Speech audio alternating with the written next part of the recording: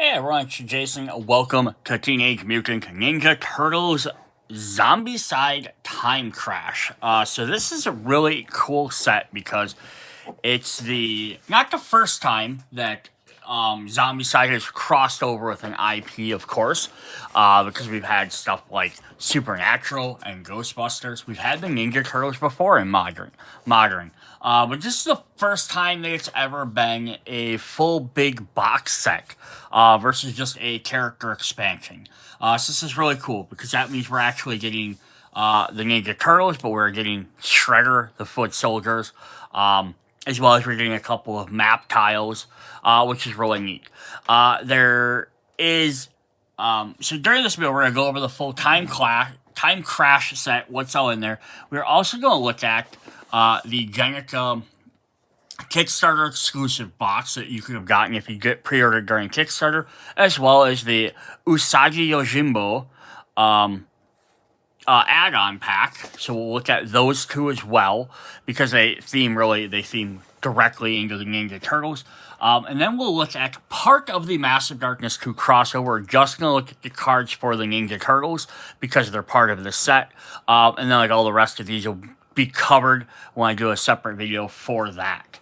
But we did want to just show that off as well, just so you kind of say, hey, that's what the Ninja Turtles are going to bring if you have Massive Darkness. Yes, these are really cool.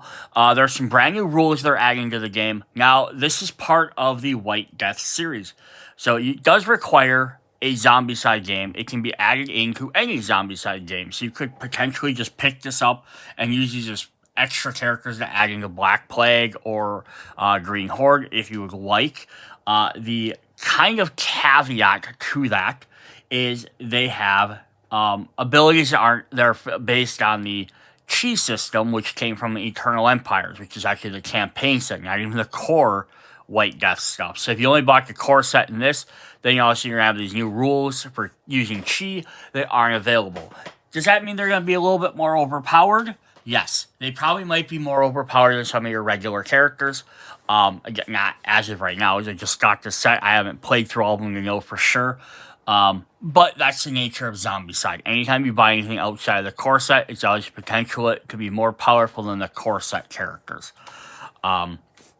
Do you have to have Eternal Empires to use these because of the Chi ability? Absolutely not. That's one thing they did make it fun. So if you just have White Death, you can pick this up. Let's go ahead and look at the rule book first and kind of see what's in there.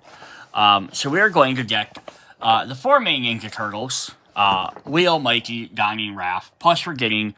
and they're kind of neat. They clad them in green just to make them stand out a little bit more. But then we're getting April, Splinter, and Casey as regular survivors as well. And then we'll get our cards as well. Then we'll get Defiler, Necromancer, Shredder, and 15 Foot Soldiers. 4 brand new game tiles. Some new mini cards, equipment for each character. Some zombie summoning cards, some Chi tokens, and some ultimate pizza tokens. So you're going to have some interesting stuff there. So it does say, tiles and quest features and packs are meant to be played with Zombicide, White Death. However, all other materials are fully compatible with the whole Zombicide fantasy range. So yeah, if you're trying to play the quests in here, you're going to need to have White Death because it's going to use those tiles as well. Plus, you're going to, obviously, to do stuff, you might need the corruption tiles from that game and that. But again, if you just buy this and you want to take the Ninja Turtles and their clan, and the Foot Soldiers and stuff, and add them into any other fantasy game, you can definitely do that as well. So the Turtles have a couple of things. First of all, they're going to have the Turtle Team ability. So on the back of every card, they'll have a special Turtle Team power-up stack. It explains on the back of each card what they do. So they all have a special team, which is really cool. So all 7 survivors have that. It says, the Teenage Mutant Ninja Turtles and their friends form the Turtle Team, representing 7 miniatures and a corresponding ID. I believe Genica has it as well, but I don't think Usagi has it. So it says they play the same way as standard survivors. Each of them has a Turtle Team symbol granting access to special following rules. So they get some extra stuff in there. One thing they have is they have their own unique equipment. We'll go over more of each equipment in detail, but the members of the Turtle Team don't start the game with standard starting equipment. Instead, they possess a second skill at blue level, so starting with blank equipment to scratch each member their signature weapon. So that means Leo starts with his katanas. Well, here they're called Ninjagos. Like he gets his nunchakus, Guy gets his bow staff, Casey gets his hockey stick, so on and so forth.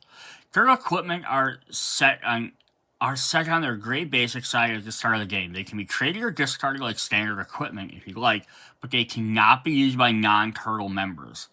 So this is kind of an interesting thing. Now, can you break this rule and let anyone else do it? It's your game. Do whatever you want. But per the rules, they want you to have, these guys are only supposed to use their weapons specifically. And it kind of ties in because, again, one of these other things they have in their ability. So what they also have is ultimate tokens are placed around the board. Did I miss a page in here? Nope. Okay. There's going to be ultimate tokens, which are pizza tokens on the board, which are going to let you collect them as objectives throughout the game, depending on when they're in there. And then you may flip one of your weapons over to the other side. So like Leo has a gray starting equipment, and you can flip to the other side to make him have a better weapon. And this kind of then goes with the idea of no one else can use their weapons because they're mastered their specific weapons, which kind of gives you the theme of it. But it also goes with, they have a thing about, I'm going to skip right to it, breaking standard weapons. Turtle team members are not used to medieval weapons they find in Wink or Greg.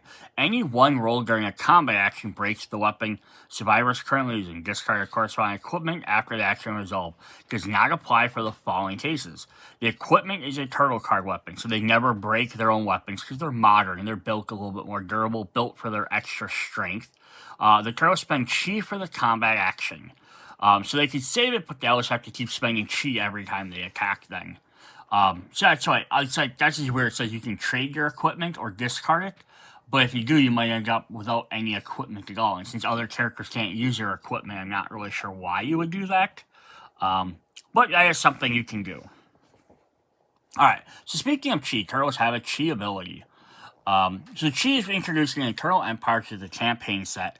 Lets survivors gather chi, then use it to spend to basically either enhance their actions, giving them extra dice rolls or do extra damage, or they can use it on certain weapons found in the box that up certain stats on it, which might up the accuracy, the damage, the number of dice they roll, things like that. So the Turtles did some special ones specifically for them. Chi tokens are special currency the Turtle team member can earn during the game to spend to heighten their combat ability. Chi tokens are placed on a survivor's dashboard. For a reserve, they cannot take up space and cannot be traded. So here we have a pile of chi tokens, and we have some ultimate pizza tokens, or the same on. The tokens are one-sided, the pizza ones, but that's what we have for all those. The chi reserve can go beyond 4 specific game effects, like weapons and traits that provide ultimate turtle abilities. So it says, how this kind of works is, Rap has 4 chi tokens and performs a melee action with his ultimate size. He rolls a 3, a 5, and a 6. The weapon provides Rap with a roll of 6 plus 1 chi skill. This grants an additional chi token, setting his reserve to 5, so he can up his chi a little bit. Now it's odd because they don't really talk about chi too much in this game for how it's used, but meditation can be done in any zone. As long as there are no corruption tokens or zombies in it, a turtle team member can perform a single turtle meditation action per turn, even if it's a free action. A survivor can earn enough chi tokens to set the reserve to 4. So what this means is different than the other character says. Turtle meditation has no additional effect when performed in chi statues. So the Turtle Empires, any other survivor in the game, when you're using the chi abilities, can at any time use their chi to go up to 3. So if they're at 0, they go to 3. If they're at 2, they go to 3. If they're next to a chi statue, they can go up to 6. So if they're at 0, they go up to 6. If they're at 3, they only go up to 6. So regardless. Turtles, on the other hand, can spend their chi reserve to 4 instead of 3. So they can always go up to 4 no matter what. But they don't use the chi statues to go up higher. Turtle using a chi effect. Turtle power is a chi effect. Means it can be used to eliminate zombies when warden brutes are on the board. Those are special zombies that are added in. You can only defeat if you use chi or chi abilities. Spending chi to enhance an Eternal Empire weapon's characteristics or to trigger a weapon trait prevents it from breaking upon rolling 1. So it's whether you're using it, the chi, to combat his weapon breaking ability, as long as you're applying chi at some point during the attack. If you're upping your rolls on there using your turtle abilities, or if you're actually enhancing the item if you're using one of them. Because they might have, like Leonardo might be using his ninjakus, but maybe he wants to pick up a bow and arrow so he can do some ranged attack. Or maybe Raph has his size, but he wants to grab a halberd so he has a slight bit longer range. So they can definitely pick up other weapons and use those too. The Turtle special powers. Turtles have special abilities reserved for the Turtle team members. They spend 1 chi right before combat action, either magic, melee, or range. Choose one of the following: +1 die roll for combat, +2 dice roll for combat, or +2 damage for combat. So they get a little extra boost in there.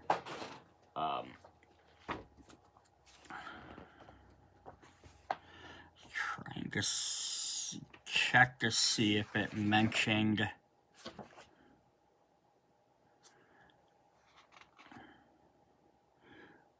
what the chi skills were for the base characters. 1 second. Alright, so I just want to point out, as a comparison to the Eternal Empire set, using the chi, a normal character can activate a chi skill. So if they have a chi ability on their card, which is something like show a chi symbol, does something, they can recast an enchantment, or they can enhance a weapon. So if a weapon has the ability. The turtles can use chi to do all of that stuff as well, but then they can also use one of their special abilities to either get extra die, 2 extra damage, or 2 extra dice. So they have a little bit of extra advantage there. Just be able to have their turtle abilities. So it's going to hit you back, say their current turtle abilities. They have a special extra chi ability. So like it's the same as them activating a chi ability to be like on the front of their card, but instead they have more options than some of the other characters do, where most of them only have 1. It just makes them, like, meaning that they're a little bit more trained or in the martial arts or chi, because they practice with Splinter all the time. So all chi related rules apply to the turtle members, with one exception. Turtle team members cannot perform standard meditation actions. They can only use their turtle, which is kind of a no-brainer thing to say, because their turtle meditation gives them 4. The standard one gives them 3, so I can't see why you would ever use the ability to gain less meditation. Cool. So then we also have some new things. We have the new foot soldiers and shredders. So new foot soldiers are going to come in. They're going to be basically just add them into the pile, and you draw them when you draw them. Deal 1 damage. To eliminate 1 damage, provide 1 AP. Foot ninjas are walkers, have the same target priority as walkers. Foot ninjas spawn on objectives. Each time a foot ninja card is drawn, spawn the indicated number of foot ninjas on each objective. If there are no objectives, don't spawn any foot soldiers. Chi cannot be spent to perform combat before performing combat action zones containing foot soldiers or aimed at such zones. So this is kind of fun, because they're not just, oh, here's some more walker zombies you have to fight. Because they're not actually zombies. They're treated as zombies, but they're the actual foot ninjas, which I think is really cool. But yeah, they spawn objectives, so that's going to make them a lot harder, because they can spawn in more spots on the board. Survivors beware. Foot ninjas are a deadly combination with the Warden brutes from the Eternal Empire. If the latter on the board, zombies can only be eliminated with combat action where chi is spent. So if Warden brutes are out, you have to spend chi on one of your attacks or an ability to be able to take out any zombie until all the Warden brutes are gone. If both the foot ninjas and Warden brutes are on the board, eliminating the brutes first, and then as last resort, Cauldron and Dragonfire can eliminate both, because it says chi cannot be spent before performing combat actions in zones containing foot soldiers. Yeah. So you can't take out... Yeah, so the brutes are going to make it definitely hard to take out anybody else in the... And then, since you can't, you have to take them out with chi. And then if the foot ninjas are in the zone, you can't use chi when you're in the zone. So if they're in the same zone, you have to take out the brute before you can take out the foot soldier, regardless of what. Then we have Shredder. covered in blades. Turtle's always been a formidable opponent to the Teenage Mutant Ninja Turtles. He becomes a Necromancer. So 1 wound deals 1 damage, provides 1 adrenaline. Each missed roll while attacking Shredder's zone inflicts 1 wound on the survivor attacking. This rule also applies when making attacks on zombies other than Shredder, and if it is attacking survivor is not in the same zone. So yeah, if you attack his zone at all, not even just him, but you're attacking that zone, and you miss, you get any one, he deals damage to you. So that's pretty crazy. Playing Shredder in Black Plague, Green Horde, and White Death. Shredder replaces the Necromancer in Black Plague, the Orc Necromancer in Green Horde, or the Defiling Necromancer in White Death. Swap their miniatures. Shredder plays the same as a Necromancer, Orc Necromancer, with the addition of his special rule. Timecrash comes with the Necromancer card used either with White Death, Necromancer Death, or as a reference card to Black Plague, Green Horde. So yeah, he's a Defiler Necromancer if you're playing White Death. Otherwise, he's just a standard Necromancer where he's going to try and move across the board. So if you're playing with White Death, you could have him come in potentially as either. You could have him be just your Defiler Necromancer, or you could have him be a standard Necromancer and move around the board where you have your other Defilers. Or if you put him in one of the other ones, you could have him be the Defiler if you want to add corruption to those games, and then have the other ones spawn. Cool. So we got all the different quests on here. Also, one thing I just want to note is I don't want to go through all the quests, but I do want to point out that some of them only have a few ultimate tokens, so we only have like 3 in that one. We have 4 in that one. So even though we have 6 tokens, we might not have... This one only has 2. So you're not going to have a way to boost up your weapon every single game. This one doesn't even have any.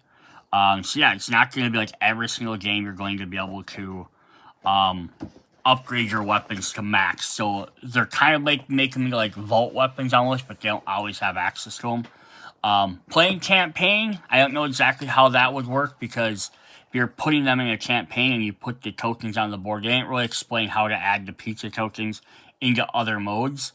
Some people just said put them with some of the rooms with objectives, or put 1 per tile. So you could definitely do that. Very interesting. I just want to point out this one quest, because I think this is kind of cool. So we have the 4 tiles from this set that have modern buildings in them, and then as the game goes, you're going to shift them over back to the regular ones. That's not something I've seen any other Zombicide quests do that I recall, where you're actually like changing the tiles out in the game. I think that's a really neat idea. Yeah, flopping some of the tiles around. So pretty cool. Alright, let's take a look at the tiles quick, and then we will jump in and look at our characters. So they continue the numbers from Eternal Empire, so we start with number 39. But yeah, so we're going to basically get these buildings, and what's neat though is I believe they've essentially landed in the exact same spots as like this is some other map on the board. Yeah, they're different apartments in New York, so you have like the sidewalk, like the more standard buildings, instead of like the brown broken walls. We have, big structures like they would be in like a standard Zombicide game. Plus, like, the chests look like modern Zombicides. It's really cool. They basically essentially took these from a modern Zombicide map that they're drawing. So here we have Shooting Joe's Pawn Shop. So we get some stuff there. And now, the ultimate pizza tokens are supposed to go wherever the pizza spots are. But that would mean so it means the idea is supposed to be is if you're playing in a map that doesn't have the modern buildings, there wouldn't be pizza. Therefore, they can't eat a pizza and level up their weapons. So, I mean, you could definitely play that way. Or you could just add them elsewise in there. So we have tile number 40. So you have like a bathroom. Also interesting to note here is if you have modern Zombicide, you might be able to apply the dark and light room mechanics as well. So it's kind of neat, because this could possibly be crossed over into modern Zombicide stuff as well, like mixing and matching the two different games. Be kind of an interesting idea there. So you have like the Snake Temple there on tile 41. Now I did mention to myself, or at least I thought, I have San Marcos Pizza. It was just kind of odd that like, oh, here's the turtle stuff, but there was no sewer. Like, that's what I'm sure a lot of people were hoping, is you would have, like, the sewer or, like, the layer. But I get it, because the idea is it's supposed to have just pulled, like, a section of New York out and brought it to the past, to Wintergrad, or this alternate reality or whatever. So it wouldn't make sense for it to pull the layer out, because that would be in the sewers. Now, that would be kind of neat to have done mixed in with Green Horde, because it actually had, like, lower level tiles for, like, water pipes and stuff. That would have been kind of a neat idea to mix in with that. Yeah, so here we go. There's the other half of the pieces. So we have the 4 different building tiles we can do. Very cool. I do want to mention one other thing about these tiles, though. So most Zombicide games have map packs. So if you buy a map pack, you can get all the stuff from the different games. So if you want to have both sides of the tiles to do everything, the Ninja Turtle stuff is not in the map pack. Map pack only contains White Death and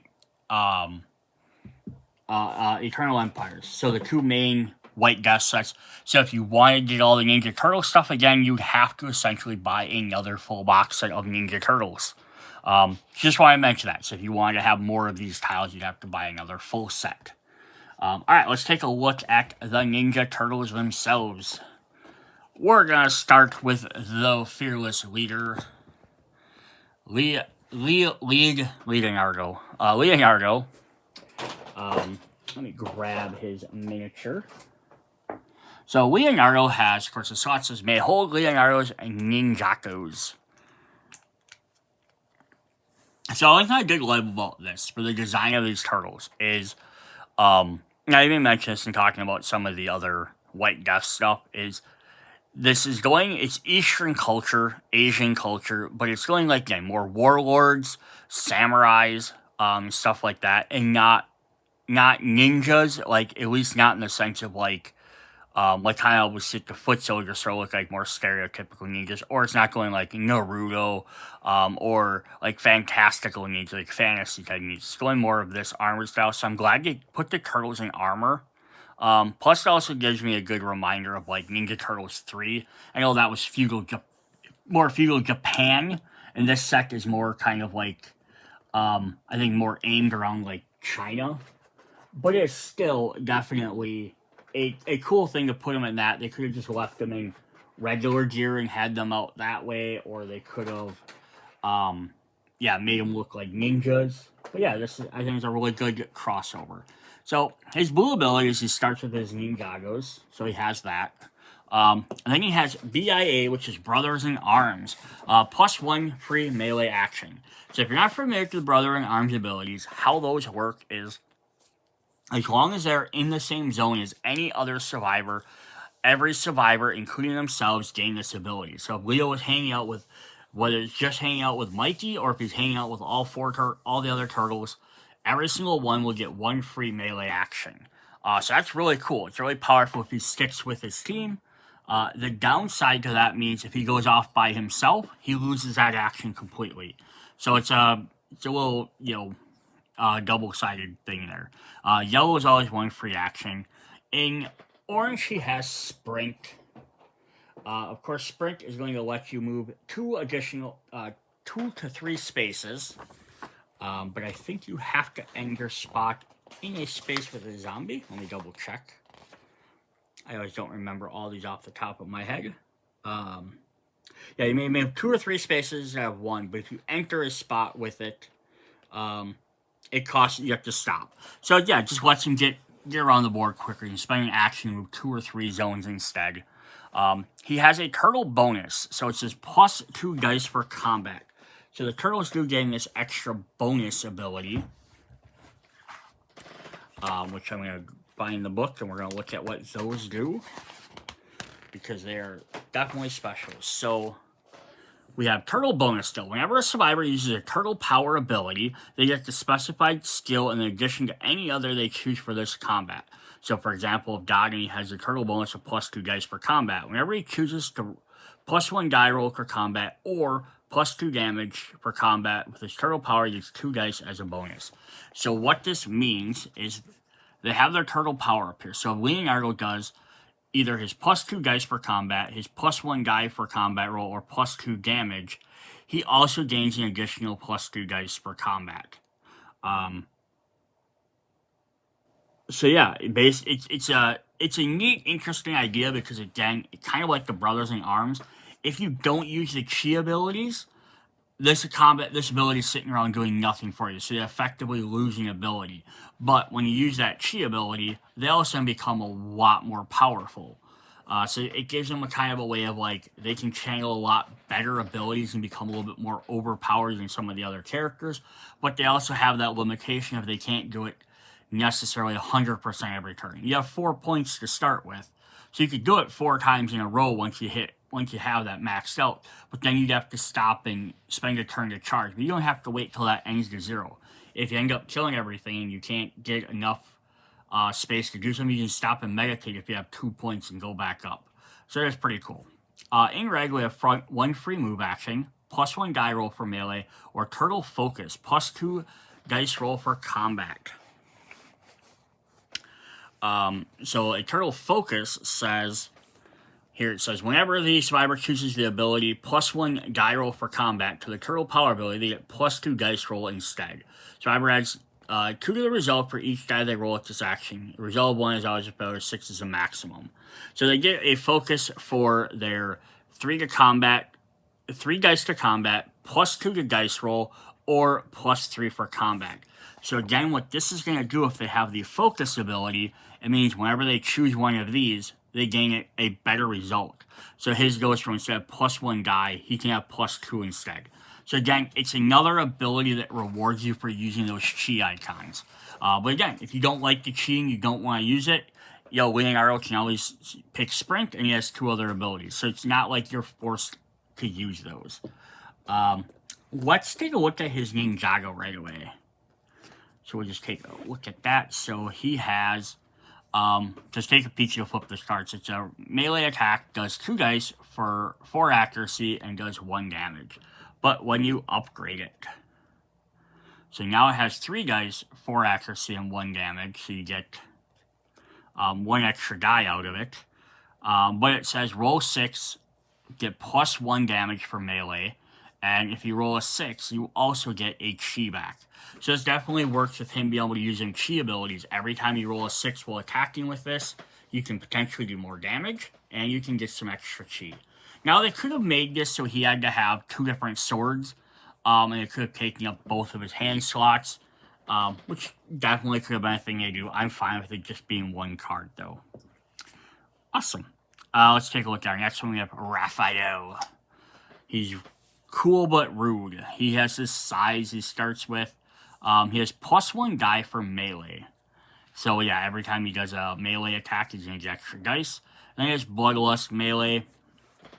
So just to start with that. And then Turtle bonus, he has 2 damage 2 for combat. So he just to do extra damage whenever he does combat, as long as he's a chi skill. Then with Bloodlust, make sure I remember which one this is. Spends 1 action, they can move 2 zones to a zone with at least 1 zombie, and they get a free action. So they get to combine their move action to move 2 zones instead of 1, but they have to move to a zone with a zombie and attack, which is what Raph wants to do. He wants to get in there as quickly as possible. So Leo has the ability to move farther, but he can't attack right away. Raph can move not as fast, but he can get right into the battle. Then he has +1 free melee action. He has Barbarian and Turtle Focus. He does 3 damage. So if you get to the end, you can start having Raph take out abominations left and right if you'd like. As long as he uses his abilities. And then with Barbarian, anytime he attacks in a zone, he can substitute his dice on his weapon for the number of zombies in the zone. So his normal side does 1 die, and there's 4 zombies, he can roll 4 dice instead. So he just wants to get in the thick of it. We did not look at his miniature yet. So here's his miniature.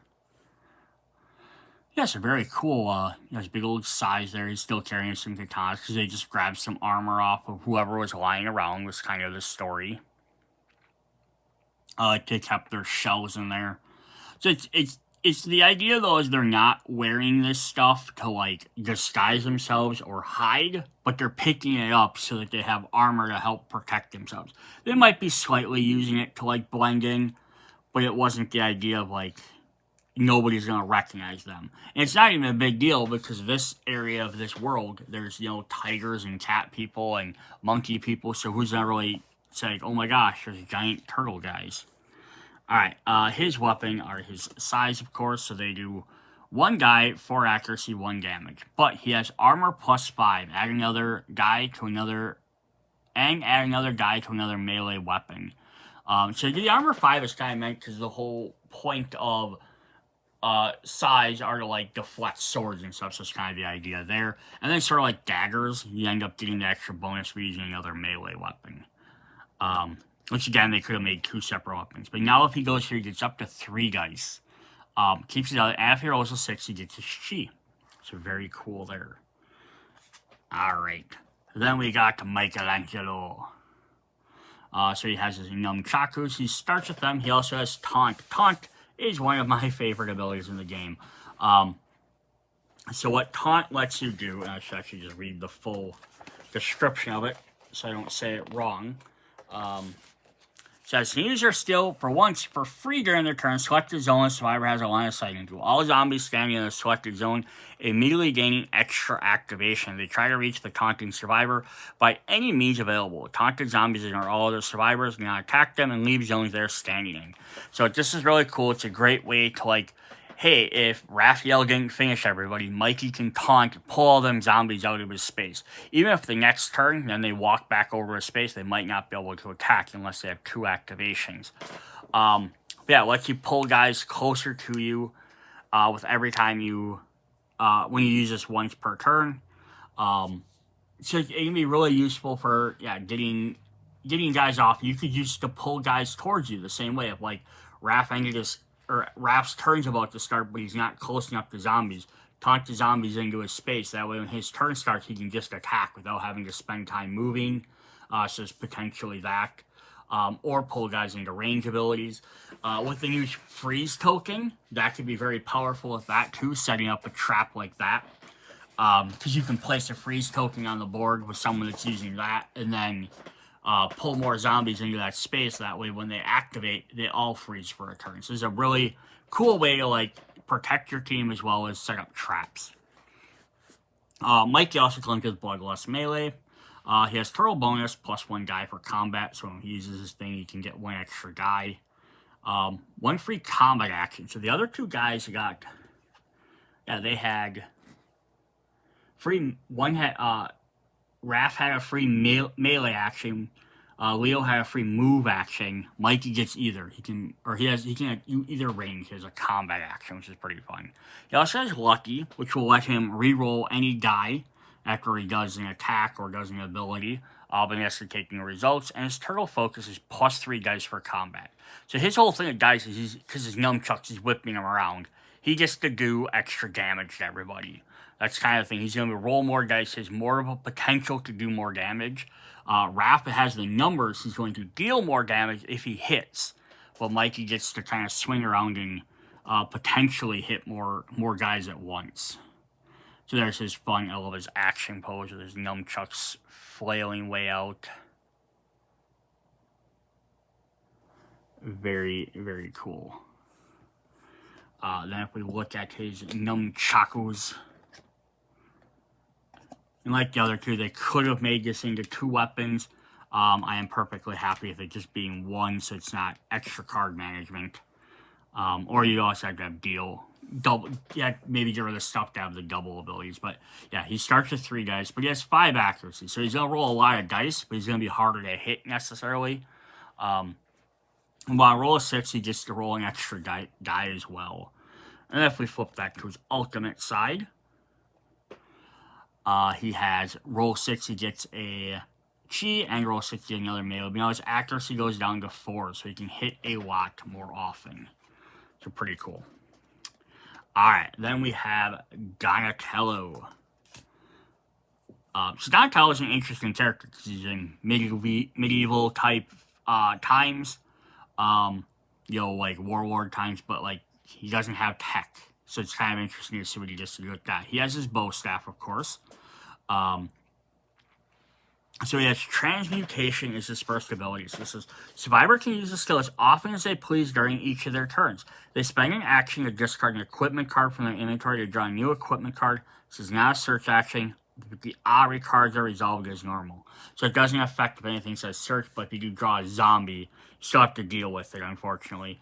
Well, it's kind of neat, because then he could, like, grab other people's equipment and slowly change them. So if you're playing the turtles with other survivors, hey, we got something new, we got this. Hey, go to Donnie, trade off all your basic equipment, discard it, and then he can start trying to turn it into at least better items for everybody. It's kind of odd, because if you discard, like, a basic bow, you can end up making an armor next, which doesn't really make sense, but it's still a cool ability that not many survivors have, actually. I think there's only, even through the Kickstarter box, I want to say there's only maybe like 1 or 2 other characters that have this ability. So he gets an orange 1 free melee action, and turtle bonus +2 dice for combat. And then his red 1 free combat action, 1 free move action, or turtle focus, +3 die for combat. So he gets a lot more kind of like, what do you need him to do? Do you want him to attack with melee? Do you want him to have combat? Do you want to give him some range possibly? Or do you want to have him move? So he's kind of like not being aggressive like Raphael, not moving around like Leo. He's kind of in the middle. Alright, then we have his miniature here, of course. I love the horns. Are really cool. It's also interesting that this set came out, and then after the set had already been well announced and been produced, they came out with the Ninja Turtles Naruto crossover. So that would have been kind of hilarious, though, if we would have had a bunch of Naruto-themed characters in the set, too, like, because we're talking again about ninjas. Alright, so Donatello's bow has the polearm ability, so it gives him a range of, he can attack 1 space away. So that does give him a different advantage than everybody else. All the rest of them are melee range. He has 1 extra range with 3 accuracy, which is pretty darn good. Then if we flip that over, we have roll 6 did achieve, but now he can also attack in his same spot, and he does 2 damage. Now note that he is the only one with an ultimate weapon that does 2 damage. So that's kind of neat. I think that's pretty cool. It kind of gives him that little extra advantage. Kind of takes advantage of maybe watching for people's weak spots, things like that. Alright, after the Ninja Turtles, we have their master, Master Splinter. So he's probably more familiar at these times. He lived there once, depending on what comic book you read. So he starts with Splinter's Cane. He has Hit and Run. Hit and Run is also a fun little ability. So as long as during his action he defeats at least 1 zombie, he gets a free move action. He suffers no penalty for leaving the area. So this can be used to like take out like a couple of guys and finish them off, get out of the zone. Or the other way I like to think about it is if you finish off the last one, now you can move to the next zone or move closer to the next target, so you have to waste extra action moving. So pretty fun there. +1 damage for melee. So he gets just extra damage right off the bat. Or Turtle Power, he has 2 for 1. So he says, Survivor can choose 2 skills on the list instead of 1 when using their Turtle Power abilities. So when Splinter does this, he can add an extra 2 dice to combat, get 2 damage for combat, or +1 die roll for combat. So basically, more dice, better accuracy, or more damage. But he can choose 2 of them, so he can basically be pretty damn powerful.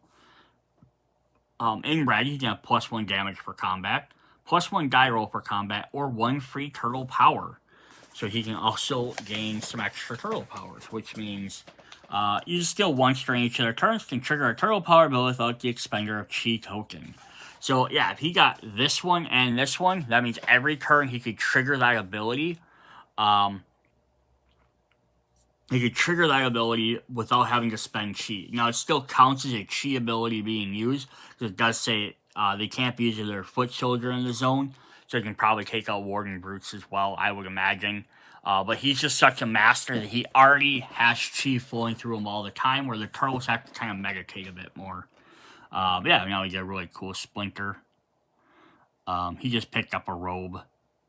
But he'll have the Hamato Yoshi symbol on his regular robes underneath his big fancy robes. Imagine he's doing like a pressure plate sign. Very cool. Alright. And then let's take a look at his signature weapon. We have Splinter's Cane. He has Shove. Shove lets you select any zombies in your zone and push them into the next zone. So again, kind of like Taunt. It's like almost the opposite of Taunt, where Taunt is bringing guys towards you. This is pushing guys away from you. So you can use it to like clean out a zone you're in. Just to like save yourself, obviously. But you can use it also offensively or defensively. Push them into a zone with another range of another attacker, melee or ranged character. Push them onto a free spot that already has a freeze token. You could push Necromancer if you wanted to a different spot, so that way it messes up their trajectory. Some things like that. Push one group into another group and then Dragon Bomb them. So yeah, some cool stuff there. So you're not just getting them out of your zone, but you could use it as a means to like set them up for a trap. Yeah, his damage, there's 1, 3 accuracies he's going to hit pretty often. Flip the other side, he keeps Shove, but he also gains Polearm. So I don't know why his staff all of a sudden gets longer, but now he can attack 1 range away as well.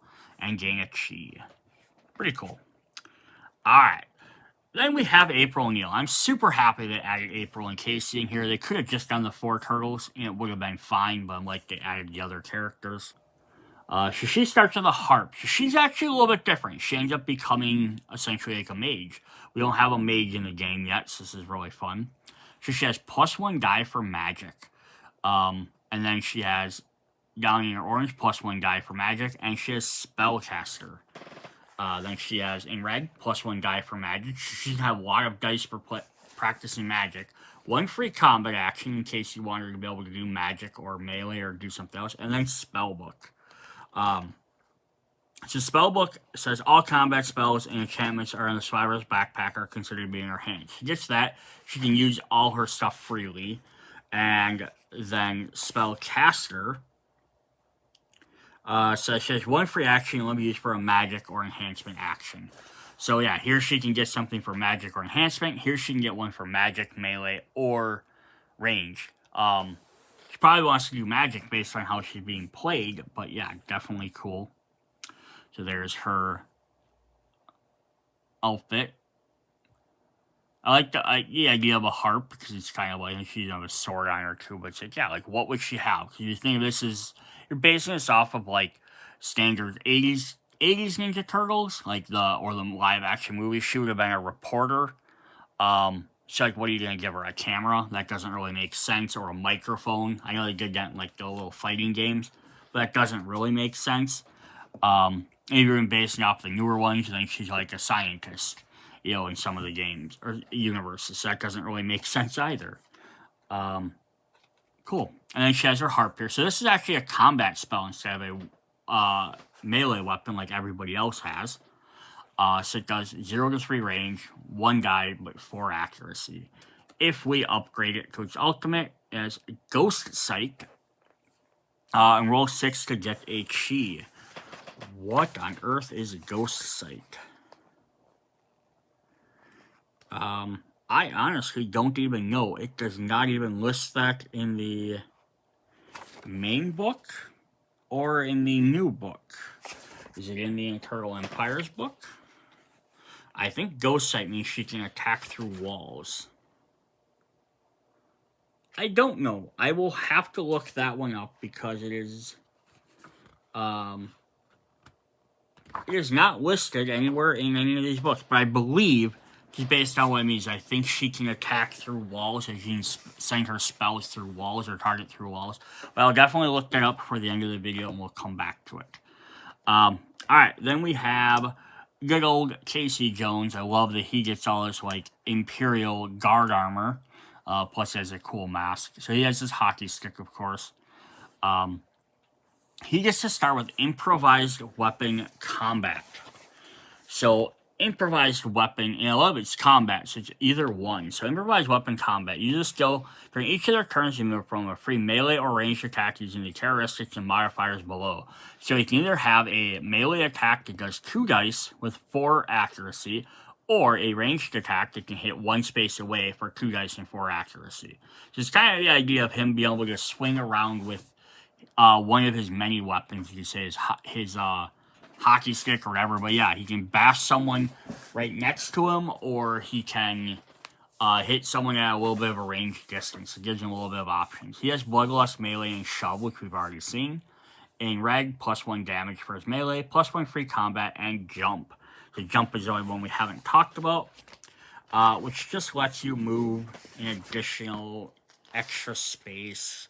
Spend 1 action and move 2 zones to a zone which they have a line of sight. Ignore everything intervening in the zone except walls and closed doors. Maybe use to jump on battlement walkways if they have a line of sight.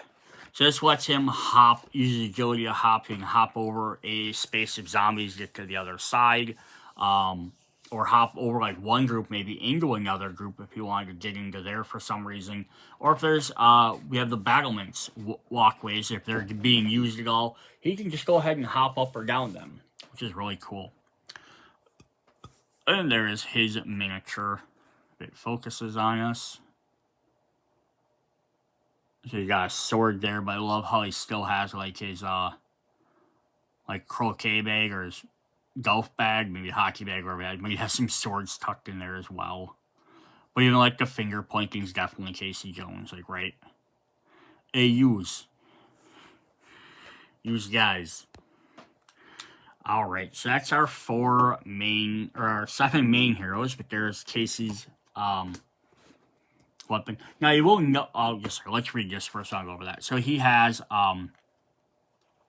3 dice, 5 accuracy, and 2 damage. So he has harder accuracy to hit, but he does 2 damage. Again, Donatello at this point was the only one that can do 2 damage, but that's on his ultimate side. So he flip goes other side, he gets his chi back. Then he gets 3 or 4 accuracy. So very cool. So I do want to mention this. So notice this, that all the turtles had their turtle bonuses and their turtle focus on their bottom 2 slots for all 4 turtles. The other 3 characters, or Splinter also has a turtle power and the free turtle power ability, but April and Casey don't have any turtle abilities because they're not turtles, so they don't actually gain the extra bonuses or focus. But they still do have the turtle team abilities, so they can still spend the chi to gain some extra stuff. They've trained enough to be able to do the extra abilities, but they don't get extra bonuses for using them. So it could potentially make them a little bit weaker. But I think the idea is if you want to play as a full team. Now, usually the game only goes up to, it's usually a 4-player game. You can play up to 6 players, so 7 characters. If you have enough holders and stuff, you can always play 7 people. You might just have to, the more guys you do, you have to add in more enemies, of course. Alright, then let's take a look at the foot. So we're going to start off by looking at, we have a Necromancer card. So this would be the back of the new Necromancer style. So you draw the Necromancer card from one of the regular summon decks. You just pull a Necromancer card. If it happens to be this, we have good old Shredder. So he spawns to the Defiler spawn zone. Shredder does not move. Instead, the spawn zone he came from moves towards the beacon, creating a corruption zone along its route. Each miss roll will attacking the zone inflicts 1 wound to the survivor. So just as his reminder for his ability. So if you're just normally summoning him as a Defiler Necromancer, here you go. Or you can add this in as his other card. So now he can only be spawned now with the new rules. He does not have a way to be spawned into the White Death or to generally be spawning into the White Death or Black Plague, not White Death, Black Plague or Green Horde decks. But they said in the rulebooks, he's replacing one of those other core Necromancers. So if you're playing with the Black Plague spawn deck, just putting all the separate different cards for the Necromancer, if you pull one out, summon Shredder instead. And then he just has his bottom ability on there. He doesn't have the spawn stuff. But if you're playing with the new style, you can go ahead and just, it'll say Necromancer, and you can randomly draw. So you might get Shredder, you might get the regular Defiler Necromancer, you might get one from one of the stretch goals or expansion boxes. So very cool. So there's Shredder here. He got his own Warlord armor. Big old triple claws on there, some like skulls on there, which is really neat. His Warlord helmet still has his foot symbol on the back. He's gotta represent. So these look like metal claws, but I wonder if... I think they're still supposed to be metal. Yeah. Well, yeah, definitely love the purples and stuff. But yeah, he's definitely gonna take some damage out of you. Alright, then we have foot soldiers. So they're gonna have their standard Zombicide back. So you could technically mix them in with any game you want to. So they're all gonna have, we have 1, 2, 3, 4, 5, and 6. They're all gonna summon the exact same. We're going to have 4, 3, 2, or 1 of them spawn. Spawn on each objective. The survivor cannot spend chi to perform combat actions aimed at zones in or at with foot soldiers in them. So now this is the thing, you're only spawning 4, so that's not very much, but it's 4 on each objective. So if there's 4 objectives, you're spawning 12 foot soldiers with one of these cards at red. If you're on the first one, you might spawn 4 across the entire battlefield, which, yeah, might not be too terrible, boss. Now you have 4 guys that aren't on the edge of the board, but are in the center of the board. That could cause some issues. But we do get 15 guys, so it should last a little bit as long as you're taking them out regularly. But we have 5 different version or models for each of the 3 different styles. So you have 5 of this one. We want the hook chain. No, but even though they brought these guys, Shredder brought his foot with him. So the question is, did he bring foot soldiers with him to the past, or did he come to the past and train new guys to be foot soldiers? I'd like to think it's that direction, just because they're more in that garb. Like, if he just brought a bunch of regular foot soldiers, why would he have put new outfits on each one? But yeah, here we got one crouching down with a sword. Just some really cool different poses. And because they're not zombies, they're not like all like bent over and falling down and stuff. And then here we have some with some size. This is really neat. I love that he has his size turned in though too, so that's kind of a neat, different way to have this character. I almost would have been kind of cool to have like 4 different ones, like one that kind of counteracts. Like here we have a Sai, we have the sword to combat Leo, we have the chain Link to combat, kind of Mikey. Some of the newer iterations he has, sometimes that's changed to the end of his weapons, and then have someone with like a mace or a shield or something to like, something to go against Donnie's staff. We've been kind of neat to have one for each one there. All right, so that is what we have for the main Ninja Turtles thing. We are going to pop.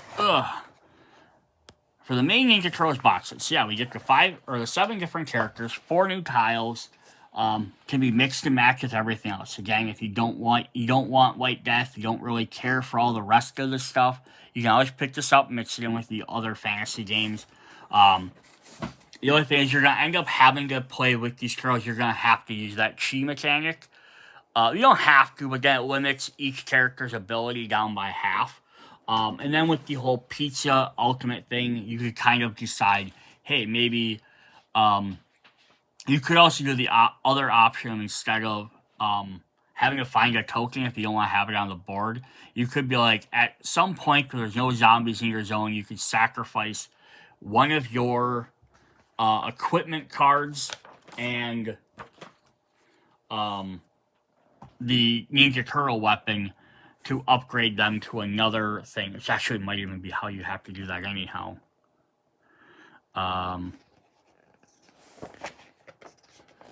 Did I miss the part where it talks about upgrading? Yeah. So it says, yeah, when you even upgrade them. Currently spending an ultimate token to flip one of their equipment over to their other sides. Equipment has better combats and new traits. But yeah, I think there was a mechanic for one of the other characters and one of the expansions that has the ability to upgrade to a different weapon or upgrade thing, which is basically discard your item and another item of the same quality. Like if you have, like, you can't sacrifice a regular item or sacrifice a bulk item, it might have been, to upgrade to a better weapon. So it'd be kind of cool. You could do the same thing there. It's very cool. All right, we're gonna take a look at our 2 extra promo characters here, quick. So Jenna was a Kickstarter. Janika was a Kickstarter exclusive. So if you bought the turtle set during the Kickstarter campaign, because there's a retail box, you'll get extra little Janika figure. So let's grab her here. She is the new one. So this kind of does signify that this would be part of the Ultimate, or the IDW timelines after she appears. So otherwise, she works the same as all the rest of the turtles. We are also going to have some cards for Massive Darkness, which we'll look at the end of the video, because we just want to go through her regular stuff. She's also going to come with 6 plastic tokens. That was kind of the upgrade. She gets 6 plastic pizza tokens instead. So kind of neat there. But she has her Janika's Teko Kagis. So she has her clawed hands. So she starts with jump, so she can move across the board pretty quick. She was also a foot soldier at one point. She has hit and run and turtle bonus, damage 2 for combat. She gets 1 free turtle power. She has Reaper combat, and roll 6, she gets +1 die for combat. She does not get a turtle focus ability. And this is kind of supposed to be kind of canonical because she hasn't had all the training the turtles have had, so she doesn't have the ability to focus as well as them. Reaper combat's fun. So Reapers, anytime you take out at least 1 zombie of a type, you get to eliminate 1 zombie of that same type. And that's Walker, Runner, Abomination, or Brute. It's not specifically, I don't think, like, if I eliminate a foot soldier, I eliminate another foot soldier, or if I eliminate a special type of walker, it has to be another special type of walker. I think just all walkers are considered the same. Alright, so let's take a look at her miniature here. So she's clad in green like the rest of the turtles. Yeah, she's got her little claws there. She's got a sword, she's got a little scythe chain like the foot soldiers did, but then she's also kind of wearing like a cloak or cape because she's used to being an assassin, one of the foot elite. So very cool there. And then she has her weapon, which is the Teko Kagi. So it says add a +1 die to another equipped melee weapon, so kind of like the Sai. And then a flip token. So there's 1 die, 3 accuracy. She's going to hit often, but not hard. Flip the other side, she also gets to have roll 6, get +1 chi, but now she gets to roll 3 dice. This works a lot like his size, Raphael's size. So yeah, this is for Massive Darkness. We're not going to worry about that at the moment. I do want to look at Usagi Yojimbo quick. So he was our other character. Also, Miyamoto Yosagi. I like that they go by both. This is the name they always called him during the Ninja Turtles 80s cartoon, but now the more reference is usually Miyamoto Yosagi, which is his actual name. Usagi is Japanese for rabbit. So that's why he was... I always just referred to that as Usagi. Just, hey, it's the rabbit. Yeah, so here's his ability. Now, I will note this. Janika did have the Turtle Team ability on the back as well. Usagi does not. He does not have that because he is not a Ninja Turtle. He is not generally part of the Ninja Turtle thing. He's highly associated with them. But he also has his own comic where he's a samurai rabbit. He's from a different alternate reality. He does have a Massive Darkness card as well in this box set. So if you want their cards for Massive Darkness, you have to buy their figures. They don't come in the regular set. But yeah, he can hold a katana in his thing. He gets to start with a katana, but he does not have one with him. He doesn't have a signature card or an ultimate card either. It says +1 dice roll for melee attacks. In orange, he has hit and run and jump. Of course, he gets jump. He has red, +1 damage for melee, 1 free combat action, and 1 free move action. So he doesn't have anything crazy special. He's kind of more your stereotypical survivor. But it is neat because now you could have a giant team of characters if you want. Have some rotating out characters if you want to have a campaign. with just Ninja Turtle-esque characters. So there's his miniature. He gets clad in the brown, like the standard ones.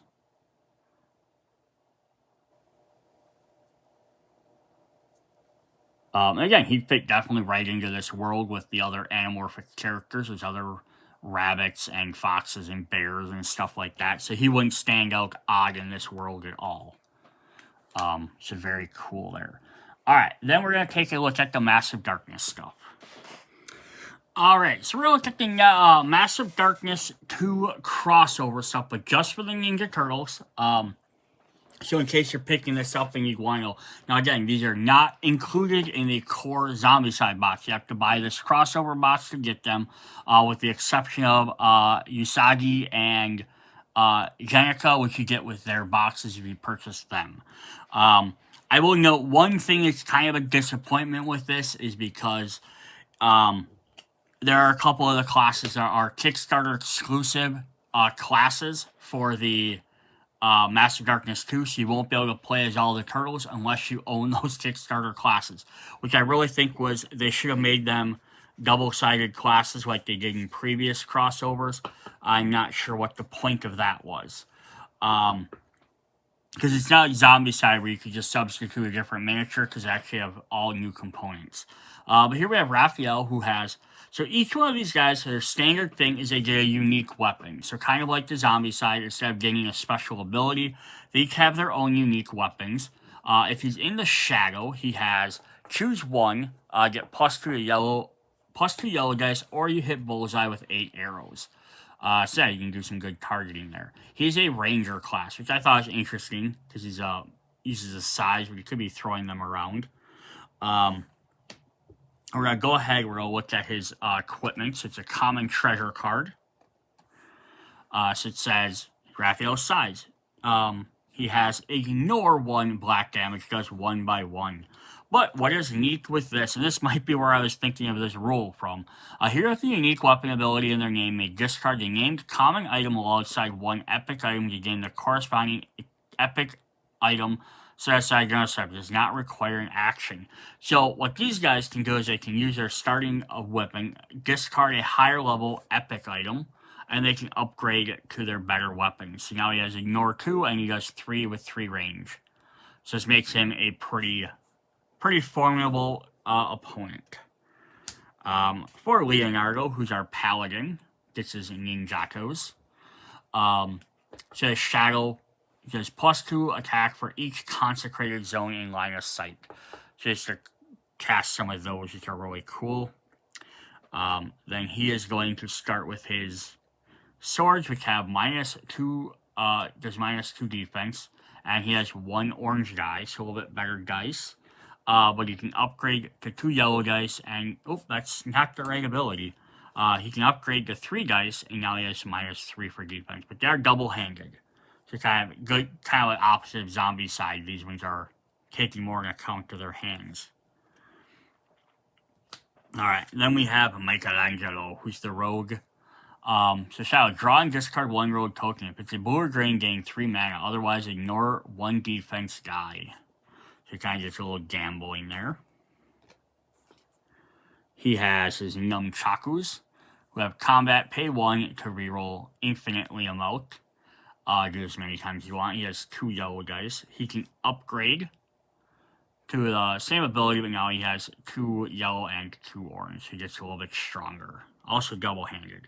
So now this is where I think they did make a big mistake, is they made Donatello a Tinker. It makes perfect sense for him to be a Tinker class-wise, but because it's a Kickstarter exclusive class, it means you can't even take this in and play the 4 turtles together. If you don't have that skill set. They should have made him a double-sided card like they've done in previous ones, and they could have made him, I don't even care if they made him like a necromancer, or they made him even if they made him like one of the same as one of the others, made him a rogue or something as well. It would have, obviously you can't have 2 of the same classes, so I guess I get where it would be difficult to do, but that could have easily been fixed by, it could be fixed in 2 different ways. It could be one fixed by they could have just had every one of the turtles be double-sided to maybe fit some other classes as well, so they could have some little bit of crossover. Or 2 was Shadow Reach is coming out I know it wasn't announced at the time of this game, but they were working on it. They could have been like, hey, we're going to update and give some of these guys Shadow Reach classes. So that at least you could be like, oh, if I bought Shadow Reach, Donatello could either be the Tinkerer from the exclusives or one of the Shadow Reach classes, or vice versa or something. So it's kind of a little bit downside to this whole thing, but it's what it is. It's good to know, though, so if you're hoping to play all 4 turtles, you're going to need the extra content to do it. Draw 1 treasure token from the bag. You may keep it as a gizmo or return it to the bag to gain +2 attack. Alright, then we have Bowstaff, who has melee attacks have a range of 0 to 1, and he has 3 dice. He can upgrade to where they have 0 to 1, but now he has 3 dice and 2 dice. Alright, then we have Splinter, who's a monk, so he just uses Chain, which says, and he has Shadow. So each hero in magic range gains 1 extra reroll token and 1 extra magic. So he can just kind of, help out his team there very well. Very fun. Splinter's Chain can be equipped in an accessory slot. If so, it doesn't gain any attack dice. He has move, gain 1 MP. So that's kind of fun. Only costs 1, and then you can also change it to, instead of having 2 yellow, to having 1 yellow, 1 orange, but he also gains 2 MP. But you can put in an accessory slot, so that's kind of helpful. Alright, then we have April O'Neil. Splinter's a monk, which is also a Kickstarter exclusive class, and so is April as the bard. So again, that's the whole thing, is you have, if these 3 characters, Splinter, April, and Casey, were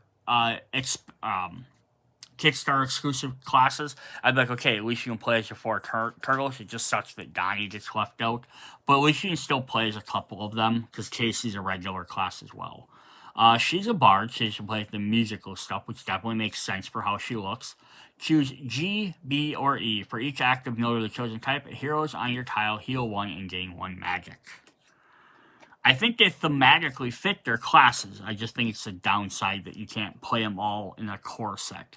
April's Heart is an instrument, so that works with the bard's ability. 1 magic range and 2 attack things +2 mana. She upgrades it. It gives her +3, and she gets some additional dice. Alright, our last core set character is Casey Jones, who has his hockey stick, and he's a berserker. So Raphael is easily have been a berserker.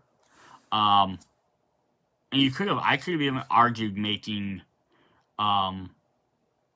Donatello possibly a rogue, maybe making Mikey a ranger. Again, I think they fit what roles they're in, but there could have been ways to rearrange stuff, to fit that. Hopefully, maybe like someone will make some customized cards for this. But yeah, Shadow, kill 1 defending minion and gain 2 rage. Which definitely makes sense for him. I get not wanting 2 characters of the same class, because if you only have components for 1 character, then what do you do there? Because you could have had Raph and Casey both been Berserker, but then you wouldn't be able to use them at the same time. His hockey stick attacks take 1 wound, but he just can reroll a die. Then you can upgrade to just some better dice.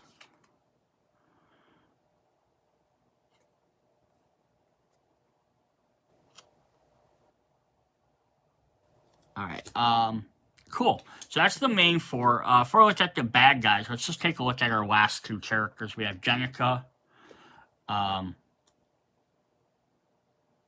which I don't know what other, I just moved her cards. So she's also a berserker. So here's where you get that argument of, right? Now she's a regular class, you put her as a berserker, so now you can't use use her with Casey for whatever reason. Deal 3 wounds to each enemy within magic range. Yeah, she's a single-sided character as well, but she does have attack, take 1 wound, deal 1 wound to each enemy within magic range, and she can upgrade it to dealing 2 wounds, but she has an extra die. And then the last character we get is Miyamoto Usagi, who's a paladin. So yeah, we haven't. So he'd take the place of Leo, so he can't be played with Leo either. Well, you have a sword equipped, melee attacks gain +1 dice. He has Shadow bless one of your skills. The skill stays blessed until the end of the quest and does not count towards your blessed skill limit. +1 damage for each blessed skill. So yeah, you can keep blessing your stuff, making yourself more powerful. And he has this special sword ability. And then he also has this on the back we won't look at. So in addition to any weapon that has sword in their name, the following weapons are also considered for Usagi's abilities. Shadow Blade, Angelic Blade, Skeleton Blade, Big Freaking Greatsword, Soul Diffuser, and Leonardo's Ninjatos. So unlike Zombicide, you can always pass these weapons around as well, which is really fun. So if you're not playing with Leo because you're using him as the paladin, you could just give him Leo's blades instead. But I do think that's a pretty cool ability. Is that instead of having a standard weapon, just any sword gains an additional +1 die. He's such a master. Alright. Then we have our foot soldiers, who are our mobs. So here's the level 1. So they're going to have 2 defense dice and blue 2 health. For performing a move action in the shadow zone, move 2 spaces. Shadow attack, they roll 1 die and do some extra damage. So again, you're just going to move around. So we have levels 3 to 4. So you just up to 3 dice, 3 extra health. Or 1 extra health up to 3. They gain a little extra damage in there. And that's just kind of how they're all going to go. Level 5, a little bit more health, a little bit more dice. But the abilities stay the same. We jump up to 6, 7. More health. Gain a green die. They drop down their blue dice way down, but they gain some green dice that are better. But they also do more shadow damage. Still only moving 2 spaces. 8, 9, they have 9 health. Now they have 2 and 4 dice, but now they still do 3 damage. If you get them all the way up to level 10, they have 3 and 4 dice, 10 health, and they do 4 damage in the shadows. So very cool there. Then we have Shredder as a Necromancer on here. So Shredder does have this special card. It says, in Massive Darkness 2, these tokens are called Defiler Corruptions. See, it's kind of neat that you gotta use the corruption tokens with this game. When adding a Defiler Necromancer to your game, keep a pool of corruption tokens in the Zombicide white core death box and other tokens. Okay, Shredder might not actually use. Might be just for the Defiler Necromancer, but I wasn't sure because he was listed at that. So we have his level 1 to 2. We'll zoom back out a bit for his card. Alright, so we have, zoom back out a little bit more, just so we get the full card in there. So 4 health per hero. He has 2 blue dice, 1 black dice. All other enemies have attack +1 die. If there's a foot ninja mobs in the dungeon, Shredder moves 2 zones towards the closest hero and attacks them if possible. Doesn't care where they are. Otherwise, Shredder moves 2 zones towards the closest hero. Then search the mob deck or discard pile for foot ninja mob corresponding to the current level and spawn it in Shredder's zone. Cool, so if there's a guy out there, he's going to get extra moves and try and kill the heroes. Otherwise, he's just going to move towards the hero and then spawn extra foot soldiers to help him out. So these are all his roaming monster cards, in case we're going to say that. So yeah, he just upgrades. He's going to have 2 yellow and 2 black. He's going to switch up to just some extra attack and defense dice and attack dice, but I don't think any of his abilities are going to change. Generally on the mobs, or the roaming monsters, their abilities don't change as they go up. So 8, 4 to 2, and 2, 1 and 2. Let's check to make sure none of those other numbers have changed. We go up to the 6, 7. Goes up to 9 health per hero. 3, 1 and 2. You get some red dice now for attacking. But now his shadow attack on the bottom goes up to 3. So he has to do more damage if he's in the shadows. 8, 9, he goes up to 11 health. He has 3, 2, and 2.